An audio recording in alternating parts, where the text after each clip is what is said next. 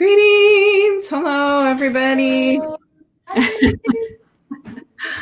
We are here live from Cindy Deane Music, and I am going to be talking with Cynthia Hanson. We are going to be discussing musicians with other businesses and her business and what she's been up to. This is Friday Horn Talks, tips, tricks, and licks. But right now we're working with musicians that have other things to offer and have made businesses out of them and that type of thing. So today, Cynthia Hanson, and she is an owner of Forrests Music in the Bay Area in Berkeley, California. And I have to put one little thing. If you are watching and you comment, I won't see your comments unless you give StreamYard permission. So let me type that in real quick. But if you have questions for us, and please go ahead. And even if we don't get to them, we'll come back later. And happy to answer questions. Yeah. Okay, let me look this up real quick.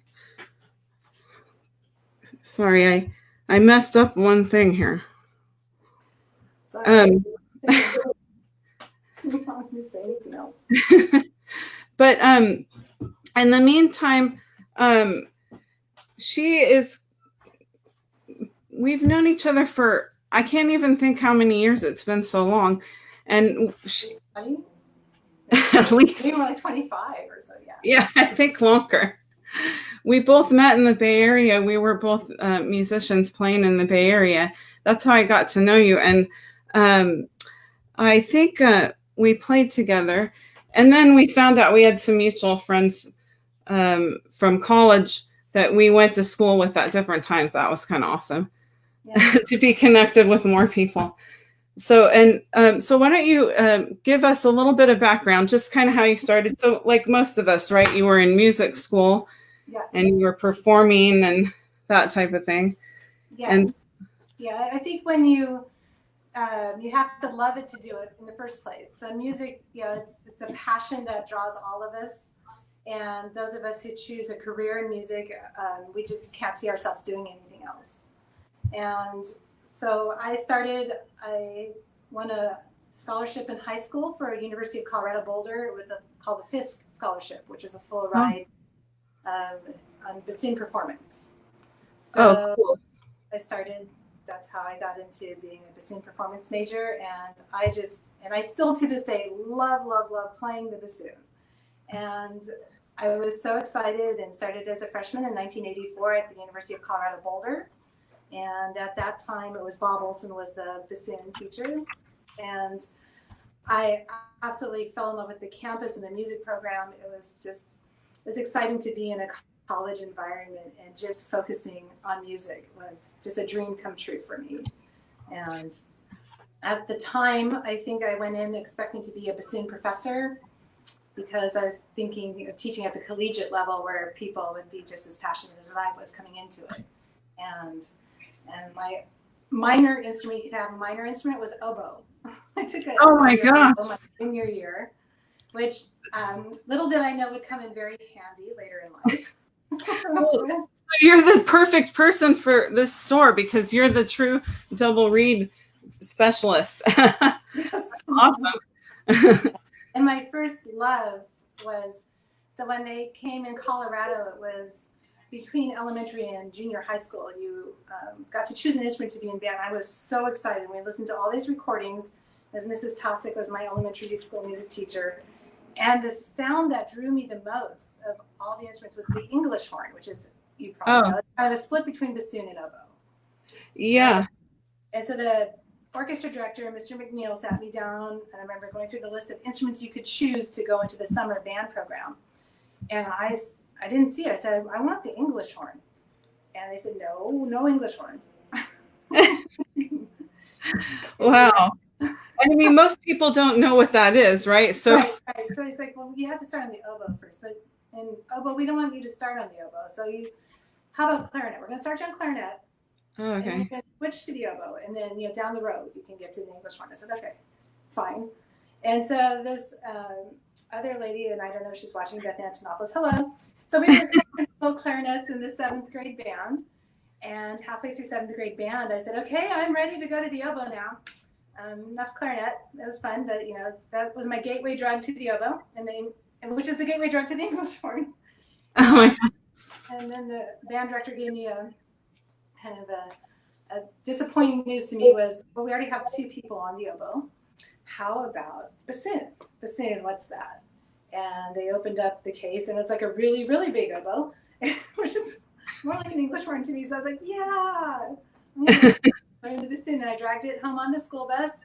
And I'm sure my mom, when I got off the school bus, was, what's this big suitcase you have? What are you up to now? Yeah. And basically, I did fall in love with the bassoon, the sound and the sonority. And it's one of the few instruments I think that has like a full 4-octave range. And I just kind of never looked back after that. And I think that a lot of people do that they fall in love with the sound of their instruments, don't you think? I think Yeah. Voice, and bassoon was my voice. Yeah. And I mean, it's such a cool reed instrument too, because it has such a huge range, even for a low woodwind instrument, which is, you wouldn't necessarily think of, but you can do a lot on bassoon for sure. More than people realize, right? Yeah.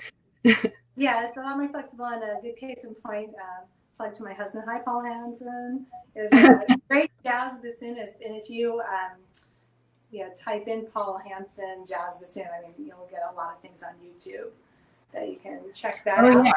He's awesome. Yes. There's other people out there too, Mark Ortwine, David Wells, a lot of people who do other things besides mainstream, classical. And Baroque bassoon and Baroque instruments in general are also making a big comeback at this time. So, yeah, so many different things you can do. Yes. Yeah. So, I mean, so you just went the regular route, like most of the musicians. You went and studied music, and then after you were in Colorado, you came to the Bay Area, which is where I met you. And I think you had just finished about the same time I was moving back and finishing. And then so we were doing the various, freeway philharmonic type gigs around town. So here in the Bay Area, we have what's called the Local 6, which is the San Francisco Musician Union. And I believe we are both, I don't know if you're still a member, but I'm still a member of the Local 6. So to perform with the local orchestras here, like Santa Rosa Symphony, Berkeley Symphony, Oakland East Bay Symphony, Santa Cruz, all those orchestras are union orchestras. All the regional ones, yeah. Mm-hmm. So you have to be in one or the other. I think there used to be more, and they're more consolidated. Right? There's 152 down in the South Bay, and there still might be Local 12, but 152 and Local 6 have definitely combined into one union. Yeah, it's a big one now. It's a big one. So so Cynthia was working at Forrests Music before she became an owner. Yes. And so can you kind of give us a little background? So like, how did you start working there? I mean, you just were looking for a job, or? So when I moved here and was attending the San Francisco Conservatory for my master's, and I was at that time waitressing or working as a prep cook at Walker's Pie Shop, and then I worked at a place called California Topless Pizza, which the pizzas were topless, not the women. and then I managed a restaurant called Uncommon Grounds, and I was working like 80 hours a week in the restaurant business after getting out of conservatory, and then I was thinking, I really enjoyed playing bassoon. I'm doing okay, but I wonder if I went back and got a business degree, what type of business could I do? So this is a true story. And I went to the SF Chronicle, San Francisco Chronicle, opened up the job wanted section, and I saw an ad for Forrests Music, and knowledge of oboe and bassoon a plus, and must like dogs. I was like, that has my name on it. This is, I so I came mean, into perfect, right? 1993 with Peter Klatt, who was the owner at the time, in this office you're looking at. And I told him, you want me. I am the person you need to hire. And later that day, indeed, I got the phone call that said you were hired. So I started work here February 25th, 1993. Oh, wow. I became their bassoon specialist on staff. And so you were just looking for a job. You found kind of the perfect job for yourself because it's in your field of, playing and whatnot. And then you were working there. And I mean, when you took that job, I'm sure, did you ever imagine that you would be owning the store? I mean, no, I never took this job thinking I would own the store, but it was I mean, my first time I stepped foot in the store was actually 1980. So yeah, Forrests Music. Sorry, Forrests Music. They've been around since about 1944. Is that right? It's our 76th year. Okay. Right? And Peter and Joan Klatt kind of turned it into a double reed specialty shop. They had two oboe playing daughters. Oh, wow. Ray Dusty of the San Francisco Opera and Symphony, who was the kind of oboe guru. And there was Bill Schenck, who was a well-known repair technician for double reeds.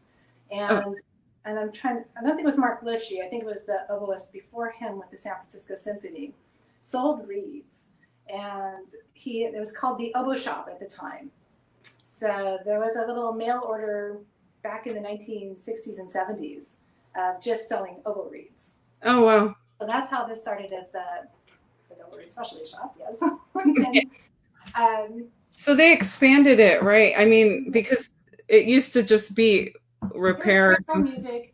Yeah, so Mr. and Mrs. Forrests, who were the original owners, Mr. Forrest was a band director and a repair tech. And so he opened up his own little shop here in Kittredge Street in Berkeley, was the original store. And then they moved it to Shattuck Avenue, was its second incarnation in the 1950s. And then it eventually moved to here on University Avenue on, I think it was 1985. Okay. And its third and so far final location. Is it? So it's always been in Berkeley, right? And it's always been in Berkeley. Okay, yeah. It's been in Berkeley, so that we have a very long history here. And myself and Audrey Jackson is the other owner. She also attended the San Francisco Conservatory and has a master's in clarinet performance, but plays all the woodwinds. Yeah, she's the major woodwind doubler too, right? She does a lot of shows and and she's an important part of your team too, right? I mean, she's got a lot of roles.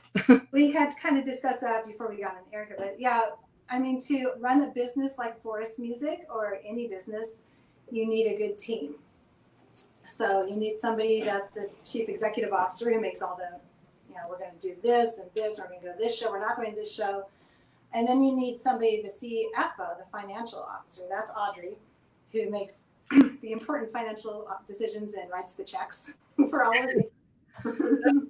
Yeah, without that, it would be difficult for sure. Yeah.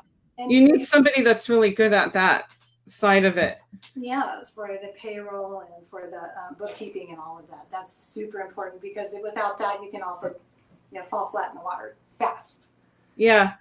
And I mean, so you have now owned Forrests Music for 2 years, and that you just had your 2-year anniversary. We just had our 2-year anniversary July 1st, yes. Yay.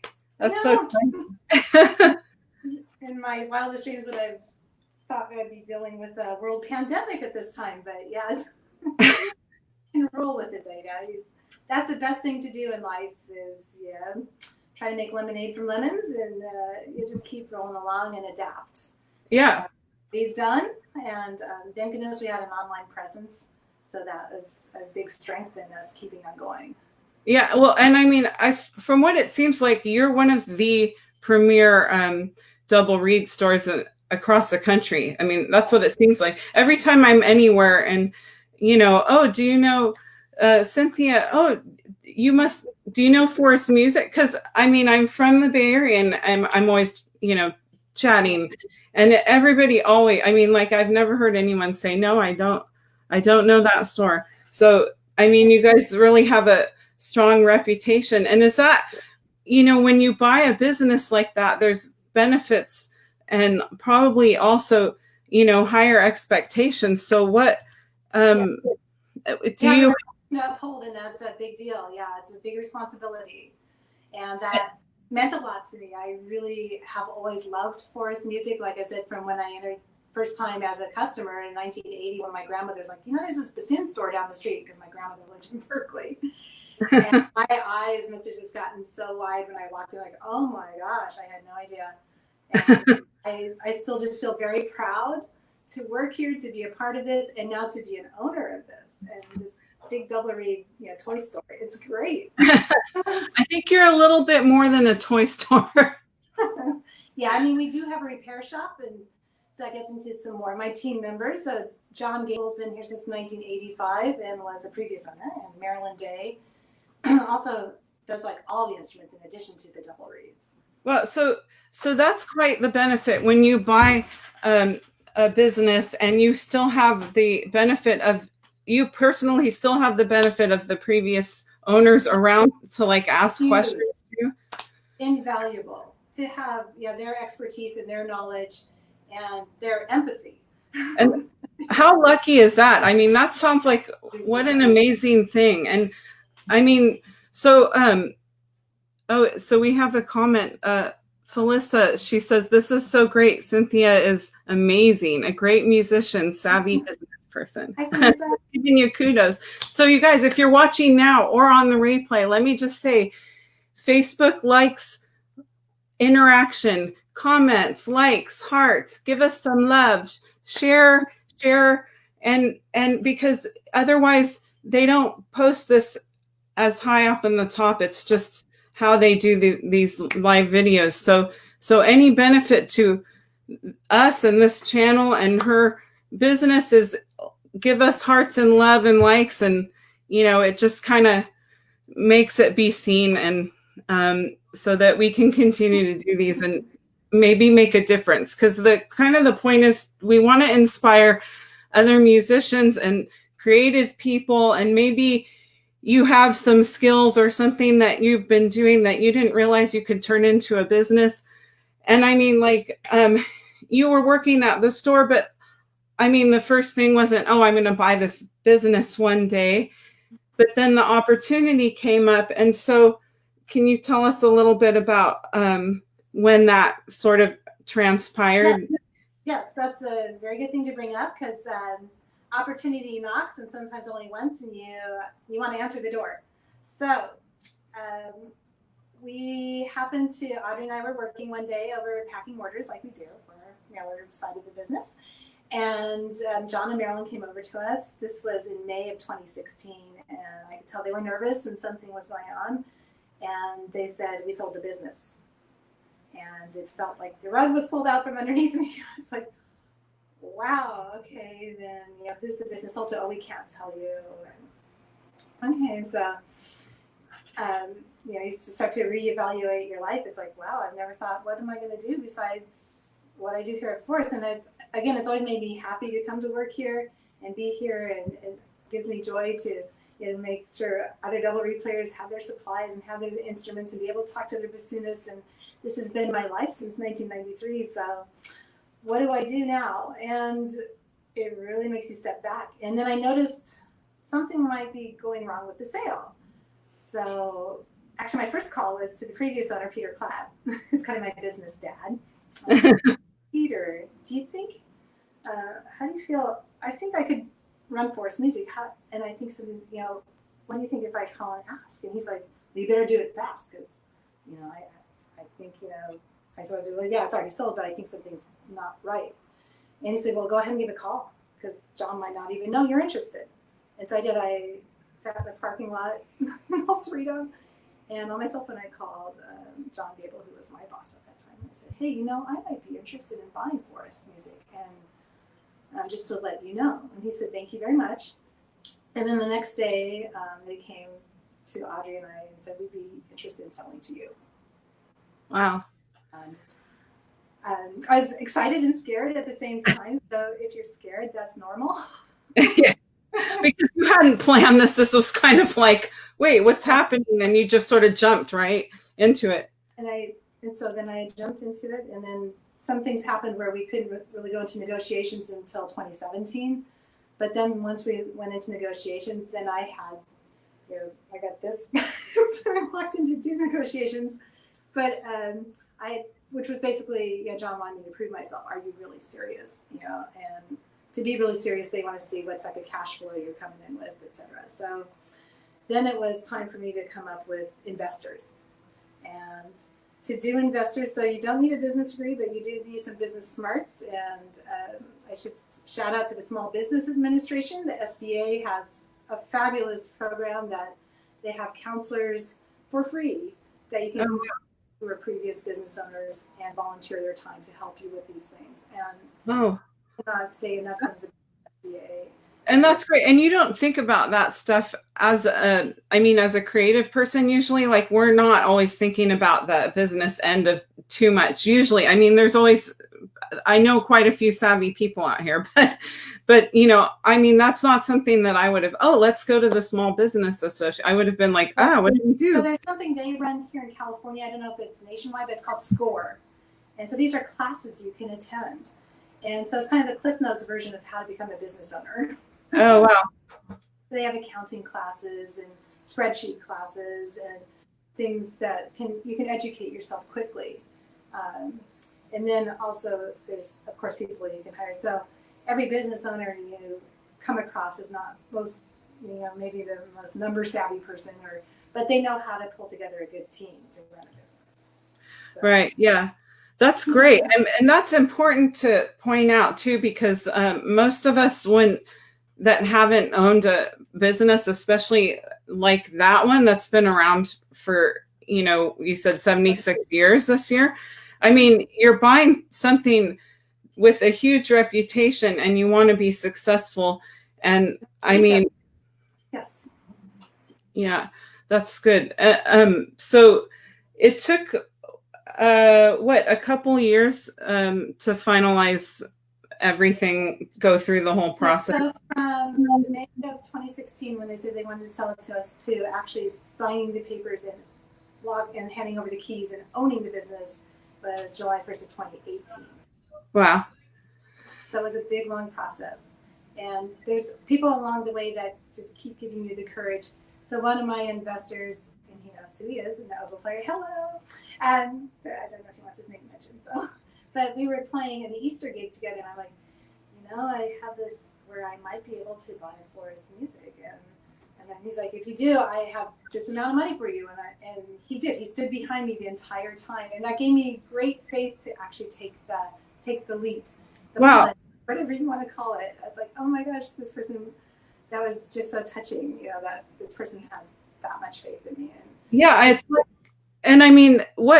This is a perfect example of everybody is a connection, and you never know who might be able to help you with something, because obviously you were just having a conversation, right? And performing, right, with somebody who maybe you wouldn't have thought, I should ask this person. Right? So that's a good example of just, and then, and also the generosity is where I call him my angel investor. And he just wanted me to play on his master's recital, the Fulan Trio. I was like, I could do that. Okay. That's cool. Well, and just being open to receiving help. I think that's a big part of it. You have to, don't try to do it all yourself. That's maybe my number one thing I could advise. There's going to be a lot of help out there. There were times I felt like the Atlas guy with the world on my shoulders, but then, I can kind of push up a bit. Wait a minute, I have people that can help me with this. It's not all just me. And people are willing to help, which is great. People want to see Forrest succeed. As you can imagine, this investor is an oboist, and John Gable is his technician. He's very interested in future everybody's to succeed. So everybody's connected, and so and it's hard to realize that when we're in such a huge place with so many people sometimes. Absolutely. But great. I think like the biggest thing is when we were talking earlier, and you were talking about how like you have all these other people that work with you and people that had been there that are still there, which I think is also important because you keep like a lot of consistency with the business and stuff. And then we were talking about, because obviously we're both not only musicians, but we're both happen to be parents too. And I think you were saying one of the skills that comes in handy is being a mom. There's your kids. They're older now. They're so grown up now. Yeah, my daughter graduated high school, so she'll be attending Napa Community College as a physics major this fall. Wow. And my son will be entering his sophomore year at American Canyon High School. So. Okay. I can only imagine graduating in the pandemic, but yeah. It was interesting. Drive-by graduation, but they did. I was happy. They did some things. I know they got pretty creative around here. They did. I was impressed, and I was kudos to all the high schools that did have to plan these virtual graduations, and or like I said, we had a drive-by where they actually set up a stage and read the name and got out of the car and walk across the stage, and actually got her diploma that day. So. Oh wow, that's cool. That makes it a little better. I mean, it doesn't resolve all of your feelings, but something is better than nothing. Good example of being able to adapt. So yeah, and you have to adapt and roll with something, and the kids are more resilient than us adults, I tell you. I think we can learn a lot from our kids. Oh yeah, for sure. And so I guess one of the big things too, when you were first working there and you're kind of learning about stuff as you were working there, one of the things that stores and specialty music shops go to a lot of the trade shows. Yeah. And so was there a lot you had to learn about doing that? I mean, how does that help you? I was fortunate, and it did help me in becoming an owner, I guess. Backtracking a little, I knew we were talking about being a mom. So that part is being a mom teaches you to be a leader and to be in control. And so and to multitask. And multitasking, absolutely, which you have to do as a business owner, no doubt. So if you are a mom out there, you have the skills to be a business owner, no doubt. You've been in training for being a mom. Oh, we have a comment. Netta, she says, it was a pleasure seeing Cynthia in action at Forrests a few days ago. Oh, she was there. Yes, Netta. Hi, Netta. She said she made a pilgrimage from LA. Oh, you're down here in my neighborhood. And they were not disappointed. What a magical place for double reed players. She is the perfect steward to carry on the Forrest legacy. Oh, love that. I love that. Thank you, Netta. That's awesome. Yeah, now that goes back to, we were talking about conventions. So Netta and her son Darius came here. He's in the search for his forever bassoon, his professional. Wow. It's very exciting. And I found mine in 1988, so I know that search, and it's an exciting time. And I met them at the Meg Quigley, with Meg Quigley Vivaldi competition, but they also do exhibiting and master classes through this thing. So it's a real big draw for all bassoonists, especially at the collegiate level. And so I was there, and I had Mr. Leitzinger come out because I'm a Leitzinger dealer. So he had his bassoons and his vocal. I brought our collection of his vocals out for people to try. And then Darius ended up buying one of the Leitzinger vocals, and remembered their hopefully good experience with Forrest at Meg Quigley. And so when it's come time for Darius to find his professional instrument, they thought of Forrest. And we're very pleased that he came up and tried instruments, and he currently has 2 instruments from Forrest on trial. So wow, awesome. Yes. How exciting. Well, yeah, that's a pretty big deal to buy a bassoon, and then especially it's a big purchase. Yes. Yeah. Wow, that's cool. Yeah, so they're pretty important, the trade shows, it sounds like. And did you have to learn anything about being at those, or networking at them, or how does that work? Well, my first trade show I witnessed, and it's interesting because I'll be back there next year, was in 1985 between my freshman and sophomore year as a bassoon performance major. All of us in the bassoon studio were helping Bob Olson host the International Double Reed Convention that summer. So the first show I worked was 1985 as a student, and I was fortunate to be Frederick Moritz's chauffeur. He was the former principal of the LA Philharmonic. Wow. Whose bassoon I ended up purchasing in 1988, which is probably a Rufus Olivier, but yeah, and I got to, I guess you get programs out of before all the shows, and I met all the people with the Boulder Bassoon Band, which Steve Bronstein, who's a contrabassoonist here in San Francisco Symphony, was a member of, and Bill Douglas was the founding member. He lives there. He teaches at maybe he still teaches at the Nairobi Institute there in Boulder. And I got to be in the lobby selling, cassette tapes for them back when cassette tapes were a thing. Right. It was just so inspirational and so magical to be around all these people that were just as enthusiastic about bassoon as I was. It's pretty fun to go to that type of thing as a musician, right? I mean, I think it's pretty inspiring just being in the same room as some of these people, right? Yeah. And then everybody gets it. Oh, my reed. Yeah, my reed too. What do you do on this side? All sorts of people to talk to about that. It's amazing. So yeah, to do trade shows. So it's some people are natural at it. I mean, there's a lot to do with setting up and tearing down and having the exhibits and having the right. Certainly ours is outdated in some ways. We could probably freshen up our exhibit area, but it's when it's local, we can just drive everything down. But like when Ned attended the MQVC, which is at Med Quigley, we had 2 tables, and then the third table with Mr. Leitzinger. For something like the IDRS, we'll have 7 to 8 tables. So the pictures you see of Forrests Music, where we have like 5 displays, it looks like that. It's basically we bring our store with us. You have to ship a lot of it. So last year was in Florida. We shipped everything via UPS ahead of us. So wow. then you show up the day before the convention floor opens to the general public, and we spend all day setting up. So I would imagine when you're shipping expensive instruments, and so many, that you have to ensure everything properly so that nothing is... Yeah, as a business, and I'm sure other business owners can relate to this, you have insurance policies that already have your things insured, and then ours is through Travelers. And so Travelers Insurance, we just make sure that things are insured while in transit. Okay.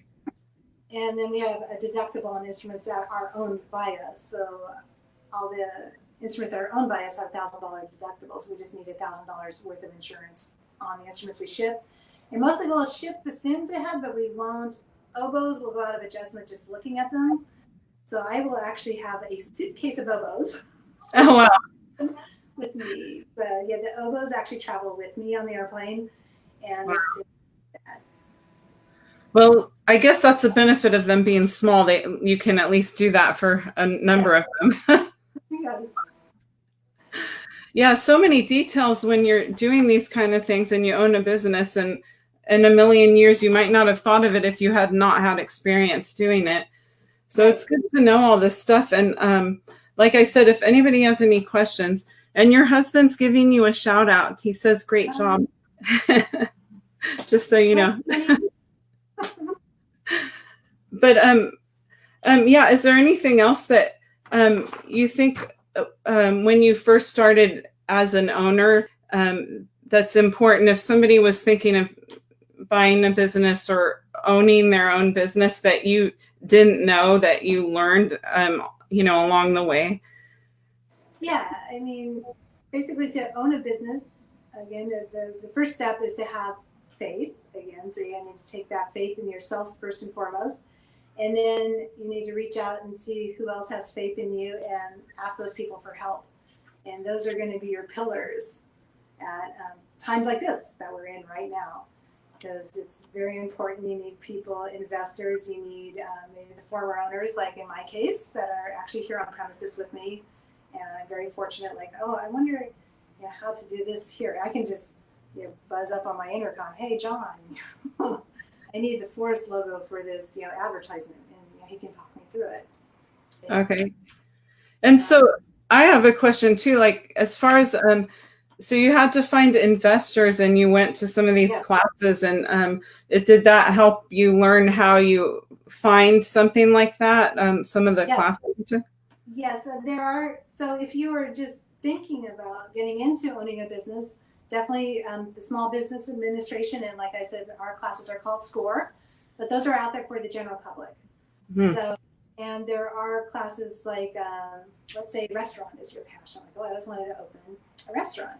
So there are classes you can take on what it takes to open a restaurant, or what it takes. And if you're fortunate like me, and I am in the business I want to be in, and yeah, I have the resources of the people who actually owned the business before me. And as I mentioned, I have Peter Klatt as my business dad, and he owned the store before John and Marilyn for about 20 years with his wife, and it's a very savvy businessman. And so fortunate to, like I said, I feel free to, you know, email, call, talk. These people have me at their house, you know, share a glass of wine. Can I, you know, bounce things off of you? And I have that. And then for me, I have a partner in business too, that Audrey and I have worked together since the 1990s, and I trust her with my life. So to have people that, you know, you trust and believe in, and I mean, well, that's yeah, and it's so great to have a partner like that you've been already working with, and like you said, obviously trust and everything else. I mean, you can't ask for more, I don't think. And then just to have the benefit of all the other employees and the previous owners, that's like the perfect.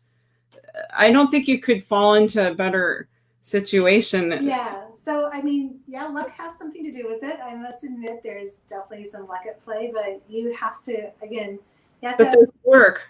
And you have to do the homework. And then once all that is in place and you still feel like I can do this, I would strongly encourage anybody to move forward. This is one of the best decisions. There's some of my best decisions I made in life. One is my marriage. I could not have married a better person. It's amazing. And to have somebody to raise my children with is just amazing. So some of my best days of my life were the day I took over Forrest Music, my marriage to Paul, you know, October of 1999, and the birth of my children. Those are some of the happiest days of my life. I still remember your wedding, and I thought it was like so cool. You were both playing at your wedding. Bassoons. Yeah. That's how much I love bassoon. There you go. It's in my wedding. I know. I seem to be connected to a lot of you double reed players lately. I don't know. You guys are... It's a good thing. But you guys have some interesting stuff on your website too, and you have some current things, because I saw that you actually have music masks, you know, for our pandemic issues right now. But yes, we do have music masks for sale, and they're made by our youngest. Actually, so the two photographed people in our website there are Allie, and who's our youngest one, and she's the one who actually makes these face masks. Oh, cool. And you know, there's 3 different designs. The one that the deluxe actually has a nose piece that holds it in place, so if you wear glasses, you don't have to worry about your glasses fogging up, which is very nice. And a cool cotton fabric, which is breathable. But yeah, that's a good example of adapting. Adapting to the need face masks. You're encouraged to have ones for different, you know, when you go out, then you should put that one in the laundry and have another one. So the more the merrier on the face mask front. And we've, of course, I guess, joined that bandwagon. We did have music-themed face masks for us musicians. Yes. But you have all the accessories for double reeds, and not just the instruments that's for sale. You're like kind of the all-encompassing double reed store, right? I tout it as a one-stop shop for double reeds, because we do have everything. So from the tube cane that you need to split to make the reeds with, from gout shaped and folded cane to. Allie is awesome, Paul said. She is awesome. Thank you for the shout out, Paul. She's actually, we are so fortunate. So sidetrack story, but Allie, we hired her shortly after we became owner, and my husband knew about her from House of Woodwinds, and we are very fortunate to have Allie Gainey on board. Thank you, Allie. She's our most recent employee, and she's just amazing. She's a business major and brings all that savvy to the table, and it is. Oh, wow. Good asset. Yeah. Yes, she is. Well, I mean, I think the main thing is that you jumped on this situation, you turned it into the most amazing opportunity for yourself, and you weren't maybe outwardly scared. I don't know. You probably.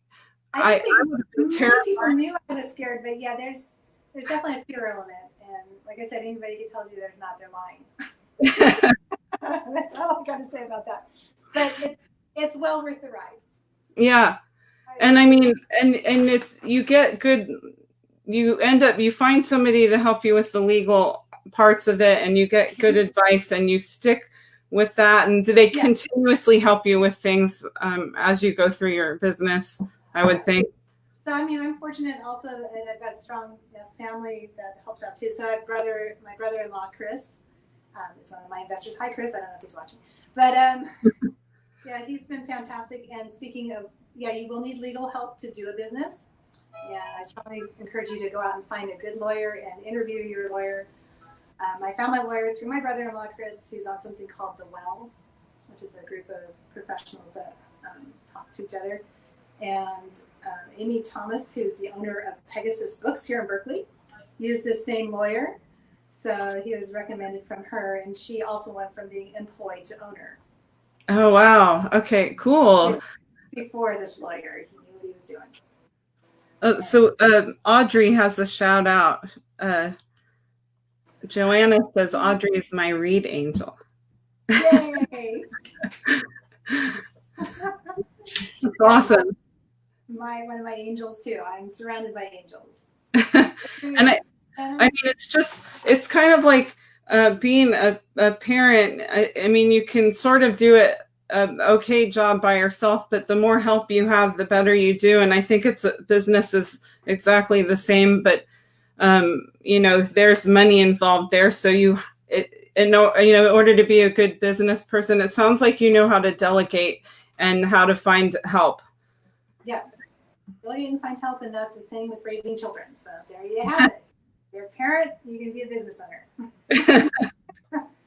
And I think a lot of musicians have these skills that they don't even realize. I think just being a musician and trying to find work for yourself, because we do 10 different jobs sometimes in 1 week in the past, pre-pandemic, of course, and whatnot. But you are doing some of this business stuff that you don't even think about it being that way. And there's a lot of transfer over, I think, from that, wouldn't you say? Yeah, I would say so. Being an orchestral player, I've always thought of myself as a team member. So to make that Mahler symphony or that Brahms Requiem work, you are part of a team, and you practice your part to make sure that team comes together to make that beautiful musical experience. So as a business owner, I have my team too, and I am so proud of my team. I have one of the best in the business. It's amazing. Nobody leave. But this whole team comes together to make Forrest music what it is, and I am just a beaming parent in that regards. Well, it sounds like you're doing a fabulous job, because there's still, it seems like everybody knows the company all over the country, and I mean, that speaks volumes. I mean, I think so. Oh, yeah. And by the way, if you watch this and you're not watching live and you come back and watch the replay, which will stay up, by the way, and you have any questions later, still go ahead and ask them, because I will let her know. And if I can't answer it, and it has to do with her and her business, she will answer. Yeah. I will get her her comments, or we'll find a way to answer your questions.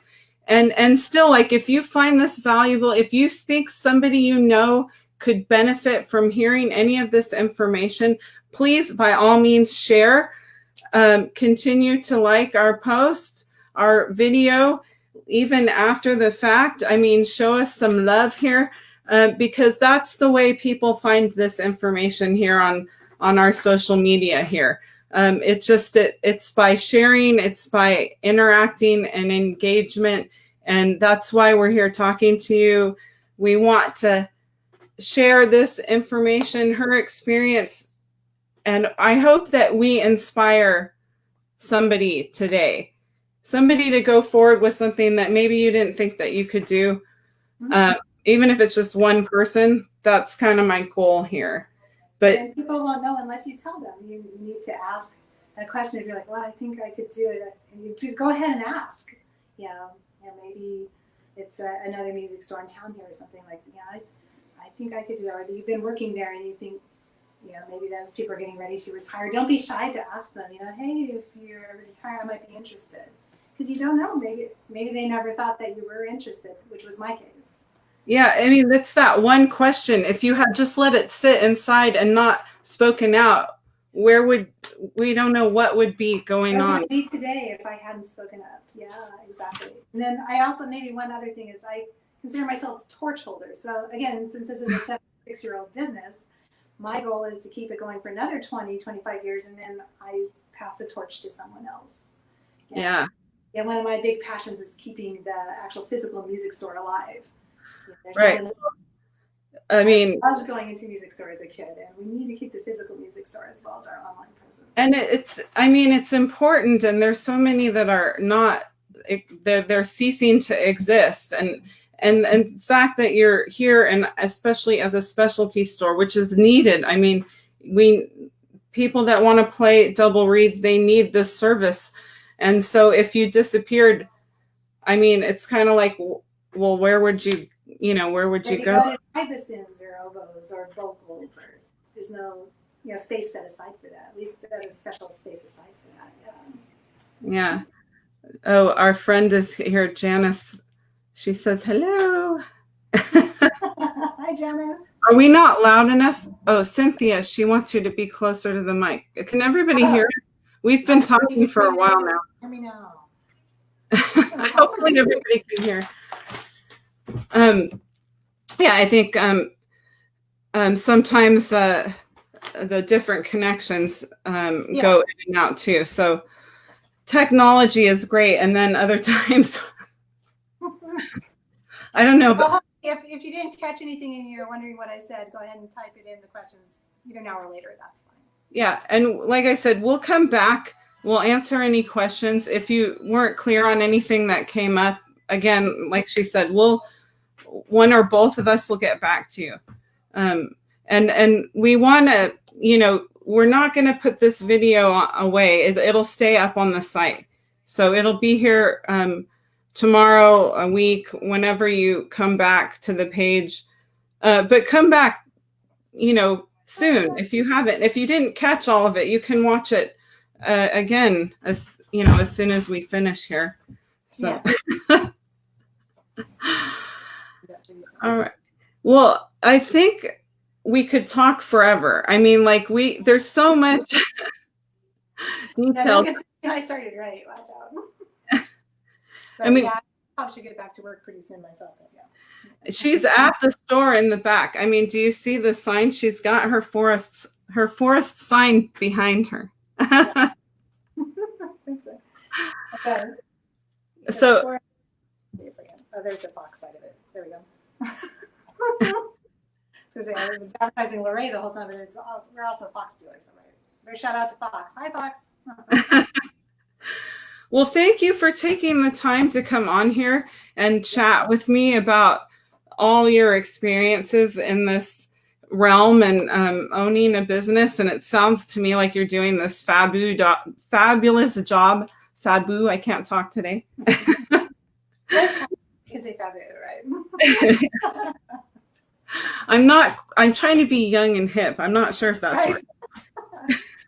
Yes, you can. Everyone out there, you can do this.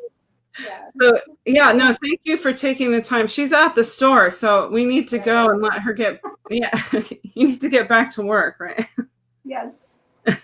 Indeed, but it was fun and great to see everybody virtually, whoever's out there. Hi. Well, thank you for tuning in. If you've watched the entire live, we really appreciate you. Share, love, like, ask questions on the replay anytime. Feel free to ask questions and we'll get back to you. And in the meantime, listen to great music today. Okay? Bye.